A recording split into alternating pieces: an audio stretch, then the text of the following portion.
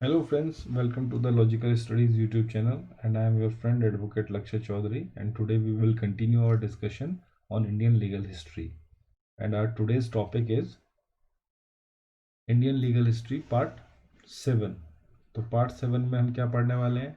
We will go for the British settlement at Bombay and the administration of justice from 1668 to 1728. तो जो British settlement था बॉम्बे में, कैसे settlement हुआ, क्या सेटअप था और एडमिनिस्ट्रेशन ऑफ जस्टिस क्या था, वो हम पढ़ेंगे. Then we will go for the first phase of administration of justice in Bombay, that is from 1668 to 83. तो 1668 से लेके 1683 तक जो एडमिनिस्ट्रेशन ऑफ जस्टिस का फर्स्ट फेज था बॉम्बे में, उसके बारे में आज हम डिटेल से पढ़ने वाले हैं. Then we will go for the beginning of judicial system in Bombay in the year 1670. तो let's move to the next slide. बिना किसी देरी के शुरू करते हैं हम आज की वीडियो को.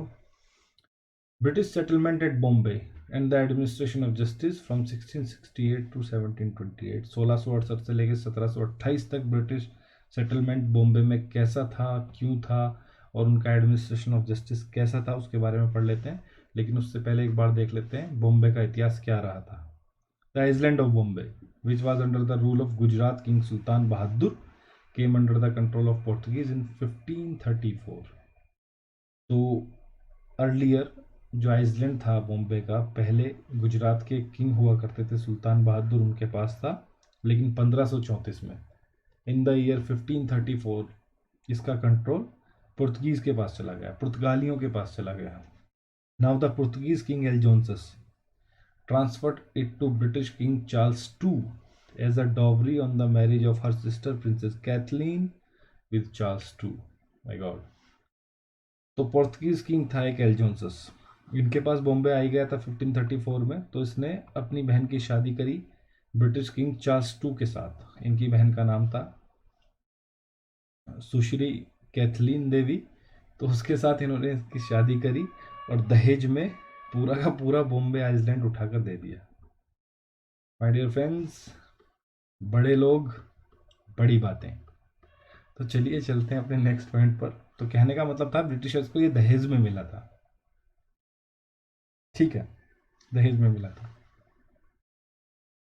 इट्स ओके, हो गया, दहेज में मिला था. तो उसके बाद किंग चार्ल्स II ने क्या किया? King Charles II found it inconvenient to exercise control over the small territory from England. समझदार आदमी. इतनी दूर से कैसे मैनेज करेगा वो बॉम्बे को, स्मॉल आइलैंड, छोटे से धरती के टुकड़े को. मैंने कहा था आपको, बड़े लोग बड़ी बातें. तो उन्होंने सोचा मैं कैसे मैनेज करूँगा. Therefore he transferred it to, into लिखा हुआ है यहाँ पे, ये मेरी गलती है, kindly ignore. Therefore he transferred it to British company in India for a petty annual rent of £10 by the charter of 1668. तो किंग चार्ल्स II ने चार्टर ऑफ 1660, एक चार्टर इशू किया 1668 में, जिसको हम चार्टर ऑफ 1668 के नाम से जानते हैं. और उन्होंने ईस्ट इंडिया कंपनी को कहा कि आप इस आइसलैंड को रखिए, मुझे इसकी कोई खास आवश्यकता नहीं है, बस चलिए मैं आपको दे रहा हूँ, तो फिर भी आप £10 पर एनम इसका रेंट मुझे देते रहिएगा. तो ये बॉम्बे का इतिहास रहा है, कैसे वो ब्रिटिशर्स के पास आया.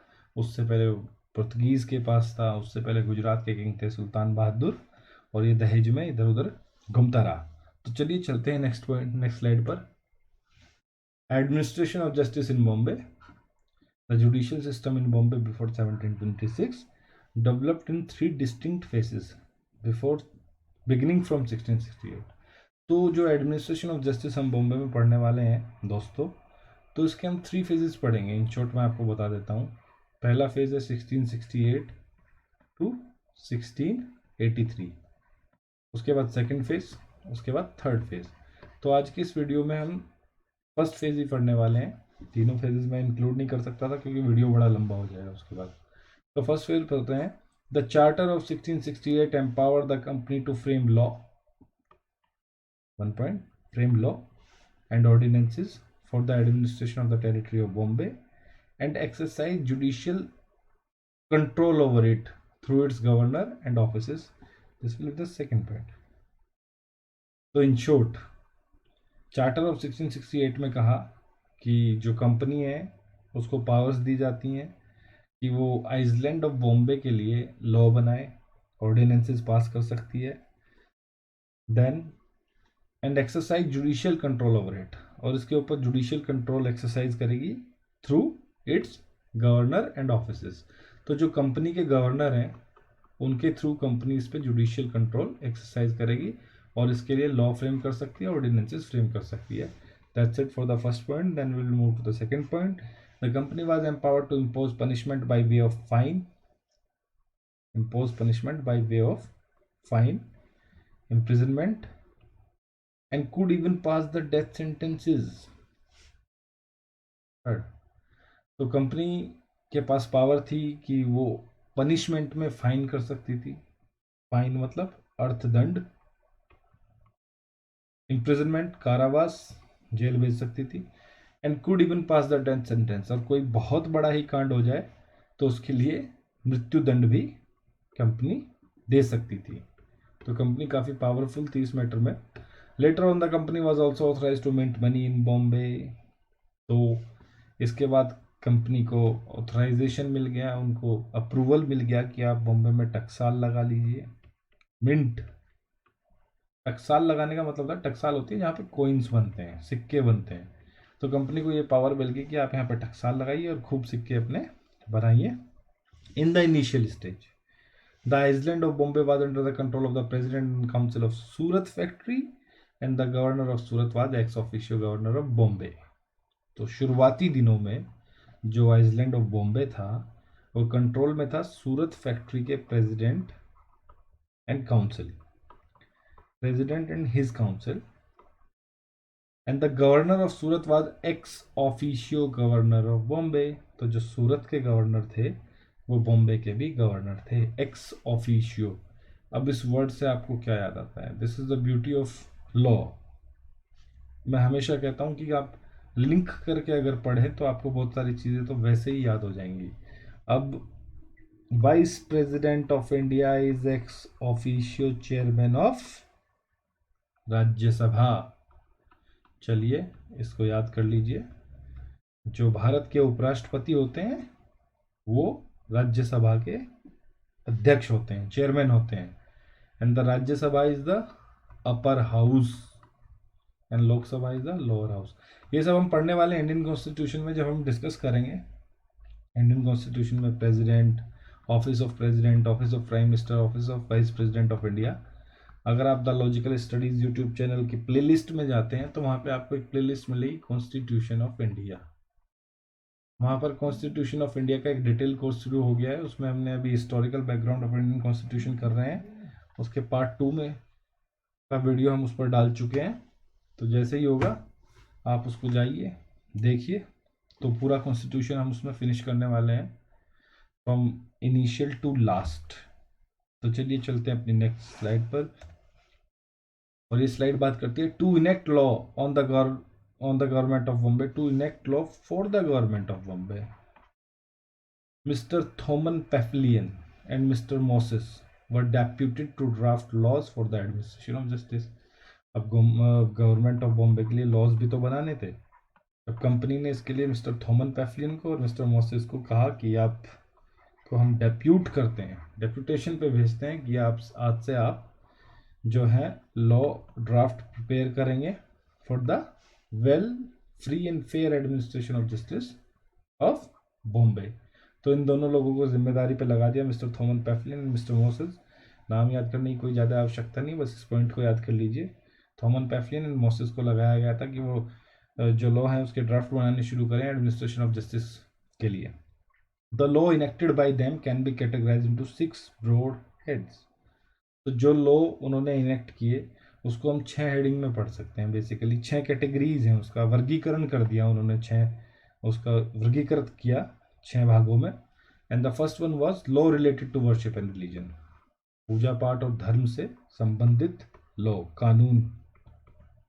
देन द कॉमन राइट्स, सामान्य अधिकार क्या रहेंगे, लीगल प्रोसीजर क्या रहेगा, विधि की कार्यवाही क्या रहेगी, विधिक कार्यवाही क्या रहेंगी, रजिस्ट्रेशन ऑफ सेल्स, जो इमूवेबल प्रॉपर्टी का सेल एंड परचेज है उसका registration, penal officers, penal offences, ऐसे कौन से ऑफेंसेस हैं जिनके लिए दंड दिया जाएगा? Military discipline including maintenance of law and order, so 6 was for military discipline, उनमें मिलिट्री का अनुशासन और कैसे वो लॉ एंड ऑर्डर को मेंटेन करके रखेंगे. These laws covered a wide range of areas of judicial administration. So nothing to discuss about this point. So my dear legal eagles, I hope कि आपको यहाँ तक समझ में आ गया होगा. चलें नेक्स्ट स्लाइड पर. So here we go. Now the beginning of the judicial system in Bombay in the year 1670.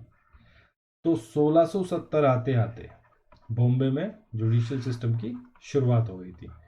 So the regular system of laws and courts was brought at Bombay by the Gerald Ongier, the deputy governor of Surat factory. तो जो deputy governor थे सूरत factory के, mister Gerald ओंगीर, ओंगीर ही बोलेंगे यार इसको, I think so, सबका अपना अपना एक्सेंट है. तो गेराल्ड ओंगीर जो डिप्टी गवर्नर थे सूरत फैक्ट्री के, उन्होंने एक रेगुलर सिस्टम कोर्ट्स का शुरू किया बॉम्बे में. He divided the island of Bombay into 2 territorial division. और बॉम्बे आइलैंड को 2 टेरिटोरियल डिवीजन्स में बांट दिया गया, डिवीजन 1, डिवीजन 2. तो पहली डिवीजन में था बॉम्बे, मझगांव और गिरगांव, और डिवीजन 2 में था माहिम, परेल और सियोन. तो 2 डिवीजन है और 6 इसके जहाँ पर कोर्ट एस्टेब्लिश हुआ, 6 साइज पर कोर्ट एस्टेब्लिश हुआ. तो चलिए चलते हैं अपनी नेक्स्ट स्लाइड पर. 1 court of judicature was set up for each of these division. तो हर डिवीजन के लिए 2 डिवीजन है, उनके लिए एक 1 कोर्ट ऑफ जुडिकेचर एस्टैब्लिश किया गया. Then the second point, each of these court have 5 जजेस वो were to decide civil cases. और हर कोर्ट में 5 जज होते थे जो केवल सिविल केसेस को डिसाइड करते थे. Custom officer for each division वो was to be the president of the respective court. He was initially to be the Englishman. जो कस्टम ऑफिसर था ईच डिवीजन का, हर दोनों डिवीजन के जो अलग अलग कस्टम ऑफिसर्स थे, 2 कस्टम ऑफिसर्स थे, वो was to be the president of the respective court, और अपने कोर्ट के ये प्रेसिडेंट थे. और वो कंपल्सरी था इनिशियली कि वो इंग्लिशमैन ही होगा, he will be a British subject, केवल वो एक अंग्रेजी होगा जो प्रेसिडेंट होगा कोर्ट का. देन द थर्ड पॉइंट, 3 जजेस फ्रॉम द कोरम. कोरम मैंने आपको बताया था कि कोरम होता है मिनिमम रिक्वायरमेंट, पुरानी वीडियोस में हम इसको डिस्कस कर सकते हैं. तो 3 जजेस फ्रॉम द कोरम, तो 3 जज मिलकर कोरम बनाते थे. सम ऑफ द जजेस were Portuguese and Indians to keep the temper of the natives and at the same time to apprise the English judges about the custom and uses of the native inhabitants. 3 judges from the quorum, some of the judges were Portuguese. अब तो रिश्तेदारी हो गई है, तो उनमें से 3 जज जो थे वो पुर्तगाली थे. And Indians to keep the tempers of the natives at the same time to apprise the English जजेस अबाउट द कस्टम्स. और जो इंडियंस थे उनका काम क्या था इसमें? इंडियंस का काम था जो लोकल, जो इंग्लिश जजेस थे उनको बताएं कि जो लोकल नेटिव्स हैं इनके कस्टम क्या हैं, इनके यूजेस क्या हैं, और इनकी आदतें क्या हैं, इनकी परंपराएं क्या हैं. तो बेसिकली ये क्यों थे? ये उनको गाइड करने के लिए थे कि आप कोई ऐसा जजमेंट पास ना करें जिनसे इनकी धार्मिक भावनाओं को ठेस पहुंचे या कोई बवाल खड़ा हो जाए और मुसीबत हो जाए. तो लोकल जज टाइम टू टाइम उनको बताते रहते थे, भाई ये यहाँ का कस्टम है, ऐसी परंपरा है, और नेटिव लोग ये यहाँ पर ऐसे हैं, ऐसे करते आ रहे हैं ज़मानों से. तो इंडियंस का काम केवल यही था, यही रोल उनको वहाँ पर मिला था. नाउ द जजेस were not paid any remuneration for this judicial work. My God. तो उनको ये जुडिशियल वर्क करने के लिए कोई सैलरी या फीस वगैरह नहीं मिलती थी. तो ये तो समाज सेवा ही कर रहे थे ये लोग बेसिकली. माय पर्सनल व्यूज, ठीक है, आप ऐसा मत लिख देना एग्जाम में. द जजेस were not paid any remuneration for this judicial work. तो उसके लिए उनको कोई सैलरी या फीस नहीं मिलती थी. तो नेक्स्ट स्लाइड पर चलते हैं. These court held their sitting once in a week and tried petty offences on civil dispute up to the value 200 xeraphins, Portuguese coin worth about 3/4 of a rupee. तो क्या था, ये कोर्ट हफ्ते में एक बार बैठते थे. Once in a week. और छोटे मोटे सिविल केसेस को देखते थे जिनकी वैल्यू होती थी 200 ज़ेरोफिन्स। और ज़ेरोफिन्स क्या था? ये था पोर्तुगीज करेंसी। और इसकी कीमत क्या थी? Portuguese coin worth about 3/4 of rupee. रुपये का 3/4 जो था ये इसकी वैल्यू थी। तो ये जो कोर्ट था ये हफ्ते में एक बार बैठता था और छोटे मोटे सिविल केसेस देखता था जिसका फाइनेंशियल कैप थी इस पर क्या थी? केवल 200 ज़ेरोफिन्स तक ये केसेस देखेगा जिनकी वैल्यू 200 ज़ेरोफिन्स होगी। इसके ऊपर का ये नहीं देख पाएगा। Criminal cases were to be tried with the help of a jury. Criminal cases थे उसके लिए ज्यूरी की हेल्प लेनी पड़ती थी। An appeal from the deputy governor and council decision lay to the governor and council of Surat. तो जो criminal cases थे उसके लिए वहां पर ज्यूरी थी। ये कोर्ट्स क्रिमिनल केसेस में ज्यूरी की हेल्प लेते थे। और जो अपील थी डिप्टी गवर्नर और उसकी काउंसिल की, डिप्टी गवर्नर कौन थे? Sir Gerald Aungier. और इनके यहाँ से अगर कोई अपील जाती थी तो वो सूरत में गवर्नर और उसकी काउंसिल के पास जाती थी। तो governor and council of Surat has appellate jurisdiction in this matter. अब एक नोट है यहाँ पर, इसको पढ़ लेते हैं। Now Gerald Aungier, who had initiated the judicial system for Bombay in 1670, was not satisfied with its working due to following reason। तो जो डेप्यूटी गवर्नर थे सूरत के मिस्टर गेराल्ड ओंगीर, वो खुद ही सेटिस्फाई नहीं थे, संतुष्ट नहीं थे जो उन्होंने जुडिशियल सिस्टम इंट्रोड्यूस किया था 1670 में on the island of Bombay. वो उसकी वर्किंग से, उसकी कार्रवाई से, उसके काम करने के तरीके से वो खुश नहीं थे। क्यों नहीं थे? द जजेस of lower and high courts were lay persons without any legal training और एक्सपीरियंस। तो वो इस चीज़ को भाप गए कि ये कॉमन लेमैन है और इनको ना तो लीगल ट्रेनिंग मिली है ना इन्होंने कभी लॉ पढ़ा है, तो ये क्या ही फैसला करेंगे।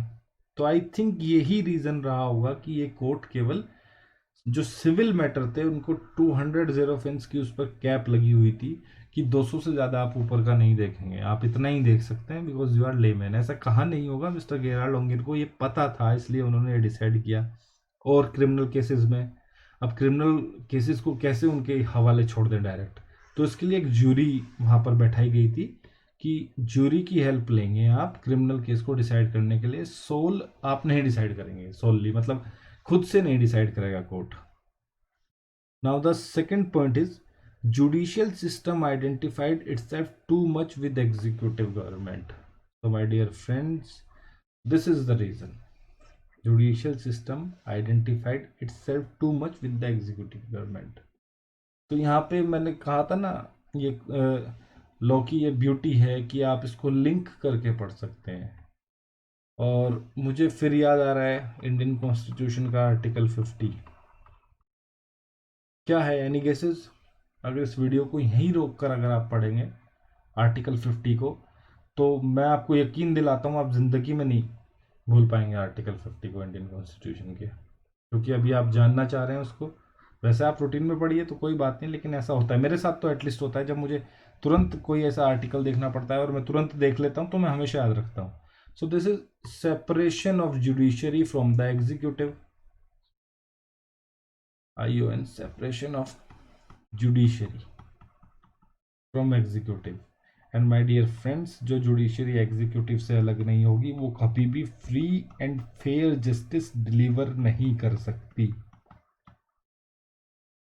सो द जुडिशियल सिस्टम था जो बॉम्बे का, identified itself too much with the executive government. They were not judicial persons, they were laymens, they were the part of executive. तो आर्टिकल 50 से हमने इसे रिलेट किया। तो सर जो गेराल्ड ओंगीर थे वो संतुष्ट नहीं थे, तो उन्होंने वो दो रीजंस जो थे क्यों नहीं थे संतुष्ट, क्योंकि एक तो जो जजेस थे कोर्ट के वो ले पर्सन से without any legal knowledge and training and experience, और जो जुडिशियल सिस्टम था वो खुद एग्जीक्यूटिव का पार्ट था। तो जैसे आर्टिकल 50 मैंने आपको बताया बात करता है separation of judiciary from the executive, और ये बिल्कुल एक इम्पोर्टेंट चीज़ है। अगर जुडिशरी इंडिपेंडेंट नहीं है, सेपरेटेड नहीं है फ्रॉम एग्जीक्यूटिव एंड लेजिस्लेचर, तब तक उस जिस देश की ये जुडिशरी है वहाँ पर कभी भी free and fair justice deliver नहीं हो सकता। तो ये लास्ट पॉइंट पढ़ते हैं. With a view to remove these defects, Gerald Unger appointed George Wilcox as the judge, and new judicial scheme was introduced in Bombay in 1672. तो इस defect को दूर करने के लिए मिस्टर गेराल्ड ओंगिर ने जॉर्ज विलकॉक्स को एज अ जज अपॉइंट किया और एक नई जुडिशियल स्कीम लेके आए 1672 में, 2 साल के तुरंत बाद. तो my dear friends, I hope कि आपको यहाँ तक समझ में आ गया होगा. अगर आपको कुछ इशू है फिर भी तो आप मुझे कमेंट्स में बता सकते हैं. मैं अच्छा पढ़ा रहा हूँ तो अच्छा बता दीजिए, बुरा पढ़ा रहा हूँ तो बुरा बता दीजिए. सुधार की गुंजाइश हर जगह होती है, तो अकॉर्डिंगली रिफॉर्म किए जाएंगे. और तो चलिए चलते हैं नेक्स्ट स्लाइड पर. Oh, it's all about thank you. So thank you so much my dear friend. Please share this channel, subscribe this channel और खूब भर भर के कमेंट कीजिए. अगर आपको अच्छा लग रहा है तो बताइए, कुछ सुधार की गुंजाइश है तो वो भी बताइए. अकॉर्डिंगली मैं कोशिश करूँगा कि अगली बार से फिर वो गलतियाँ ना हो. अगर आप कांटेक्ट करना चाहते हैं तो लॉजिकल स्टडीज़ टेलीग्राम का चैनल है. इस पर मैं सारी नोटिफिकेशंस और सारी अपडेट्स वगैरह जितने भी लॉ से रिलेटेड हैं, और अभी आई एम ट्राइंग कि जो लीगल जनरल नॉलेज है, जो लीगल अपडेट्स हैं, सुप्रीम कोर्ट के या हाई कोर्ट्स के इंपॉर्टेंट जजमेंट्स हैं या कुछ लॉ में अमेंडमेंट हो रहे हैं, तो वो सब भी मैं इस चैनल पर अपडेट करता रहूं ताकि आप सबको वो मिलता रहे. और इंस्टाग्राम पे again the logical studies follow कीजिए, डीएम कीजिए, डायरेक्ट मैसेज कीजिए और हम वहाँ पर भी बात कर सकते हैं. और जीमेल आईडी है thelogicalstudies@gmail.com. तो इन तीनों पे आप कहीं भी कांटेक्ट कर सकते हैं या कमेंट में भी मुझे बता सकते हैं. अगर आप अपनी लॉ परस्यू कर रहे हैं, ग्रेजुएशन में हैं, कुछ भी BBA LLB LLB BCA LLB या लॉ 3 इयर्स कर रहे हैं, या आप LLM में हैं या किसी कम्पिटिटिव एग्ज़ाम की तैयारी कर रहे हैं, तो आप मुझे, और आपको कुछ इशू आप फेस कर रहे हैं या कोई प्रॉब्लम फेस कर रहे हैं, तो डेफिनेटली आप मेरे साथ शेयर कर सकते हैं और मिलके उसका कोई ना कोई सॉल्यूशन तो हम निकाल ही लेंगे. I am sure about that. और एग्ज़ाम आ रहे हैं, स्टडी मटेरियल चाहिए, ठीक है, तो मुझे बता दीजिए. जितना मेरे से बन पड़ेगा मैं डेफिनेटली करूँगा. I am here for you guys only. So my dear friends, this is your friend Lakshya Chaudhary signing off for the day. और आपसे मैं जल्दी मुलाकात करता हूँ अगले वीडियो में. Till then, bye bye and thank you so much my dear friends. Thanks a lot.